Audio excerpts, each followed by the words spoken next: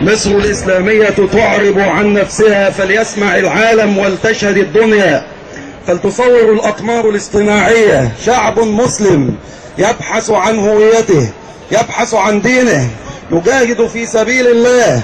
في سبيل الله، لا نجاهد في سبيل أرض ولا حدود ولا سدود ولا أحزاب ولا جماعات. في سبيل الله تبارك وتعالى خرجنا. قال جدنا لرستم عندما سأله من بعثكم؟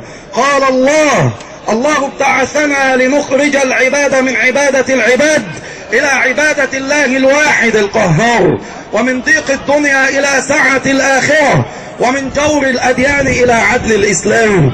شعب أصيل، أمة مسلمة جاهدت فرسانا تحت لواء النبي محمد صلى الله عليه وسلم.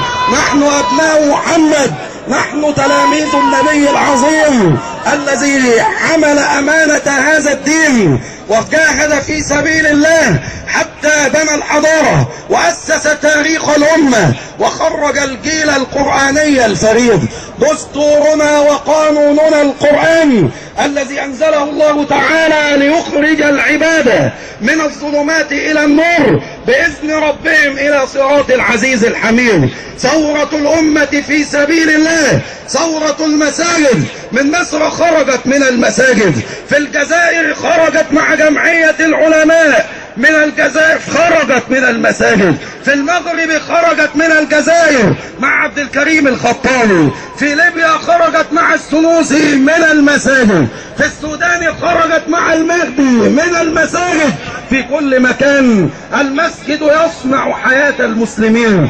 دستورنا القرآن، لا نصوص فوق دستورية. نحن نعرب عن إرادة هذه الأمة، عن هذا الدين العظيم. لا نريد أن يسرق أحد كفاحنا في سبيل الله. منذ 60 عاما والمسلمون يعانون من العسف والطغيان وقفل الوجوه والشبابيك في وجوههم. الآن سيل الإسلام يتدفق والعالم يشاهد، وفي أمريكا 24 ساعة بث مباشر لأحداث مصر. صورتكم أيها الإخوة المرابطون في هذا الميدان تبث مباشرة على الشاشات الأمريكية.